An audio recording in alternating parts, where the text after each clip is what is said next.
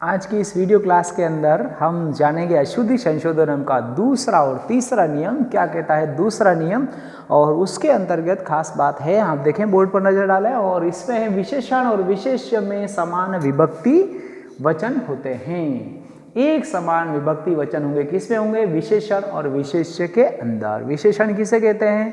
वे शब्द जो संज्ञा या सर्वनाम की विशेषता बताते हैं वो विशेषण कहलाते हैं। तो विशेषण और दूसरा जिसकी वो विशेषता बता रहे हैं वो विशेष्य कहलाता है। तो इन दोनों में एक जैसे विभक्ति और एक जैसे वचन का प्रयोग किया जाता है। क्योंकि अशुद्ध शब्द है वो आपको अंडरलाइन करके एग्जाम में दिया जाएगा कि वह शब्द अशुद्ध है, उसे आप शुद्ध कीजिए। तो उससे आपको ये पहचानना होगा कि विशेषण को शुद्ध करना है या विशेष्य को शुद्ध करना है। आप आसानी से जान लेंगे कि जिसको अंडरलाइन कर रखा है उसे आपको शुद्ध करना है। विशेषण को अगर अंडरलाइन कर रखा है तो आपको विशेष्य के अकॉर्डिंग उसमें विभक्ति लगानी है। आप देखें यहाँ पर मैंने उदाहरण लिखे हैं कुछ। अशुद्ध शब्द इस तरफ और शुद्ध शब्द इस तरफ। अशुद्ध है ये दे श्वेतम कमलानी, श्वेतम कमलानी। अब श्वेतम में विभक्ति वचन अलग है, विभक्ति तो सेम है लेकिन वचन अलग है। कमलानी में देखिए यहाँ बहुवचन है जबकि श्वेतम में एक वचन दे रखा है। तो हम क्या करेंगे, इसके अकॉर्डिंग कर देंगे इसको। ये कमलानी में जो वचन है वो का वो इसमें लगाएंगे क्योंकि ये अशुद्ध है, इसको अंडरलाइन कर रखा है। तो हमने लिख दिया इसको, क्या लिखा है? श्वेतानी कमलानी, एक जैसा बना दिया इसको, श्वेतानी कमलानी। अगला उदाहरण देखें आप, योग्य से छात्राणाम। अब योग्य से अशुद्ध है, इसे हमें बदलना पड़ेगा। छात्राणाम के जैसे विभक्ति का प्रयोग करेंगे। छात्राणाम में षष्ठी विभक्ति कौन सा वचन है? बहुवचन है। षष्ठी विभक्ति बहुवचन। तो यहाँ पर आप देखें योग्य से में षष्ठी एक वचन है तो इसके जैसा बना दो। क्या लिखेंगे हम? योग्यानाम छात्राणाम। री र श होने के कारण न का अणा हो गया। यहाँ पर न का अणा हुआ है, किसके कारण? री र और श अगर शब्द में हो तो वह न का अणा हो जाता है। प्रसन्ना बालकः। अब प्रसन्न बालकः राइट होता है, प्रसन्न बालकः, जबकि यहाँ पर प्रसन्ना बालकः है। अब बालक को अंडरलाइन कर रखा है तो बालक अशुद्ध शब्द है इसमें, तो प्रसन्ना क्या हो जाएगा? बालिका हो जाएगा। ये उचित, ये विशेषण एक जैसा करना है विशेषण विशेष्य के अंदर, यानी प्रसन्ना बालिका यहाँ पर हमें भरना होगा। प्रसन्ना बालिका, अगर प्रसन्न इसको अंडरलाइन करके होता तो हम प्रसन्न भरते यहाँ पर।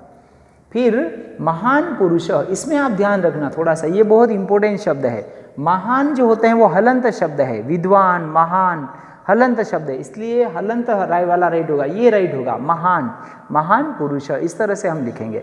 और उसके बाद में हम अगला नियम देखते हैं, मैंने इस तरफ लिखा हुआ है और वो नियम का नाम है उचित लिंग का प्रयोग करना। बच्चों हम जानते हैं कि किस शब्द में कौन से लिंग का प्रयोग होता है, लेकिन कुछ शब्द ऐसे हैं जिनके बारे में हमें अभी भी नहीं मालूम है, तो वो हम जान लेते हैं कि उसमें कौन सा लिंग का प्रयोग किया जाता है। यहाँ पर मैंने सबसे पहले उचित लिंग का प्रयोग करना, ये हमारा नियम है। और उसमें लिखा है पुल्लिंग। पुल्लिंग शब्द कौन कौन से हैं?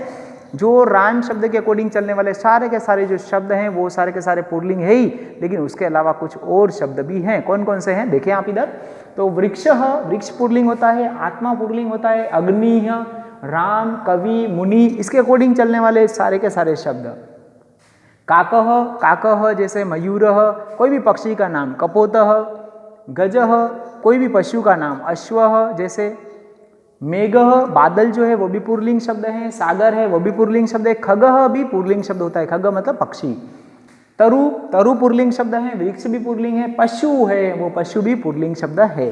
उसके बाद में गुरु, गुरु तो खैर पुल्लिंग है ही है। आप जानते हैं ऋतु शब्द है। ऋतु, हिंदी में ऋतु स्त्रीलिंग है लेकिन यहाँ संस्कृत में पुल्लिंग शब्द है। इसकी प्रथमा विभक्ति कैसे चलती है वो आपको थोड़ा ध्यान रखना है। प्रश्न निर्माण में ये इन सभी के प्रथमा विभक्ति में आपको लिख करके बताऊंगा प्रश्न निर्माण पढ़ाते समय में।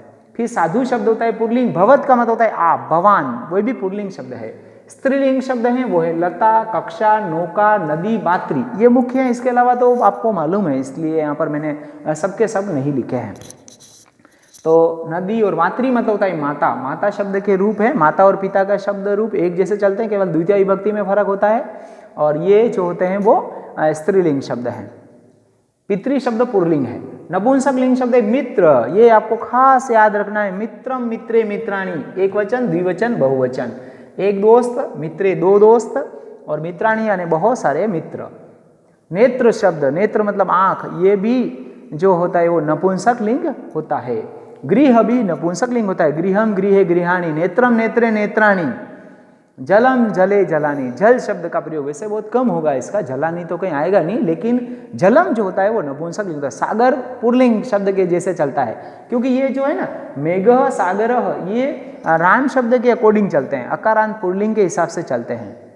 तो गृह नपुंसक लिंग, जल नपुंसक लिंग, पुस्तक है वो भी नपुंसक लिंग है, पुस्तकम पुस्तके पुस्तानी, नगरम नगरे नगराणी, नगर शब्द नपुंसक लिंग है, सुखम सुखे सुखानी, मुखम मुखे मुखानी, मनः शब्द ध्यान रखें, मन शब्द हमारा जो मन है वो कॉमन जेंडर है, नपुंसक लिंग शब्द जो है वो कहलाएगा इसके अंदर, संस्कृत भाषा के अंदर नपुंसक लिंग शब्द होता है। और कह से यहाँ पर प्रश्न नहीं बनाना, थोड़ा ध्यान रखना, ये किम आएगा यहाँ पर।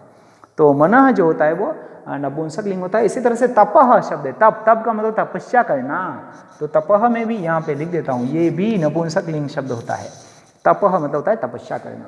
अब इनकी सभी की एक वचन जो प्रथमा विभक्ति है, एक वचन द्विवचन और बहुवचन, ये मैं आपको प्रश्न निर्माण पढ़ाते समय में आपको सभी के लिखूंगा। अभी आप ये नियम ध्यान में रखें कि ये इस तरह से ये सिर्फ ये पुल्लिंग वाले शब्द हैं, ये स्त्रीलिंग वाले शब्द हैं, ये नपुंसक लिंग वाले शब्द हैं। वाक्य का जब हम उदाहरण करेंगे, अशुद्धि संशोधन के वाक्यों का अभ्यास करेंगे, तब इनकी और अच्छी तरीके से हमारी प्रैक्टिस होगी। Okay, thank you so much.